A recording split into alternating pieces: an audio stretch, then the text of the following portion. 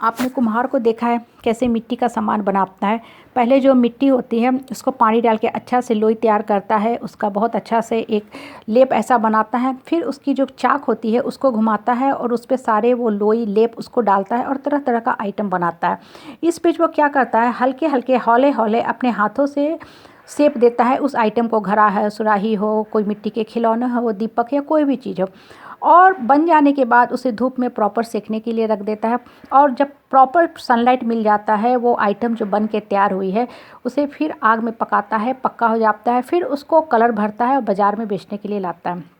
इस बीच जब वो चाक पे सामान बना रहा था, कोई आइटम डिसेप हो जाती है, ख़राब हो जाती है, तो देन एंड देयर उस आइटम को हटाता है और फिर से उसको लोई बनाता है और चाक पे रख के सामान बनाना शुरू करता है।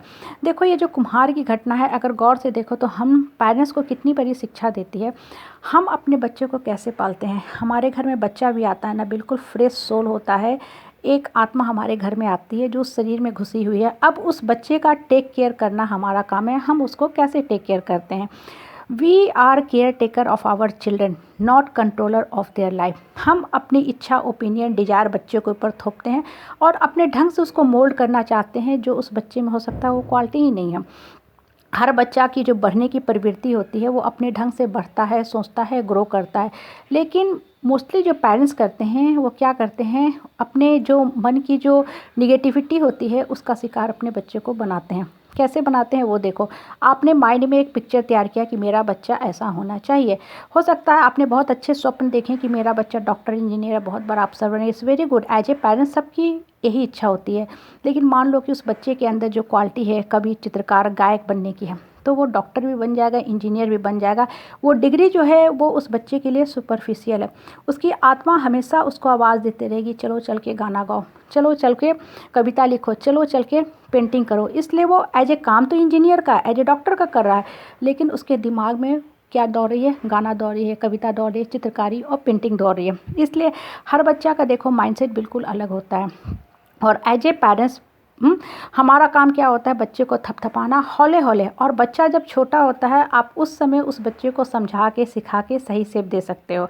बच्चा जब एक बार बड़ा हो गया, पक गया, परिपक्व हो चुका है, एडोलेसेंस में जा चुका है, फिर आपको कंट्रोल करना, समझाना, सिखाना बड़ा ही मुश्किल होगा। इसलिए हमेशा जब बच्चा छोटा रहे उस समय आप टेक केयर करो। आप क्या सोचते हो कि मेरा काम तो सुविधा देना है, बच्चे को पढ़ने के लिए मोबाइल चाहिए, मैंने उसको महंगा मोबाइल दे दिया। लेकिन आपने ये कभी देखा कि बच्चा उस मोबाइल पे पढ़ाई का कितना चीज़ देख रहा है और कितना चीज़ वो इंटरटेनमेंट का देख रहा है। आप तो मान रहे हो कि मेरा बच्चा मोबाइल लेके पढ़ रहा है। So be very careful about the life. और बच्चे को हमेशा आप पॉजिटिवली मोटिवेट करो। बच्चा के अगर आपने निगेटिव शब्द बोलते हो तो वो निगेटिव शब्द नहीं होते, वो एक्चुअली कर्स होते हैं। बच्चे बहुत डिप्रेस, सफोकेटेड, सप्रेशन में चले जाते हैं, बोल नहीं पाते हैं, क्योंकि बच्चा हमारे सामने बहुत सल्क डाउन, लो फील करता है। जैसे बड़े वृक्ष जब होते हैं ना, उसके सामने अगर आप छोटा पेड़ पौधा लगाओगे तो छोटा पौधा ग्रो नहीं कर पाता। क्यों नहीं ग्रो कर पाता? एक तो बड़े पौधे के जड़ मजबूत होते हैं, पानी भी सोख लेते हैं और सूरज की किरण को भी वो रोक लेता है, तो छोटा पौधा ग्रो नहीं कर पाता है। इसलिए बच्चे को हमेशा पॉजिटिवली आप मोटिवेट करो। और एक चीज़ मान के चलो, हर बच्चे की जो क्वालिटी होती है सोल की अलग होती है। इसलिए बहुत से डॉक्टर होते हैं, इंजीनियर होते हैं, ये तो सुपरफिशियल वो डिग्री ले लेते हैं, लेकिन अपने ध्यान को, आत्मा की जो शक्ति होती है वो उन्हें पुल डाउन करती है भगवान का सर्च करने में।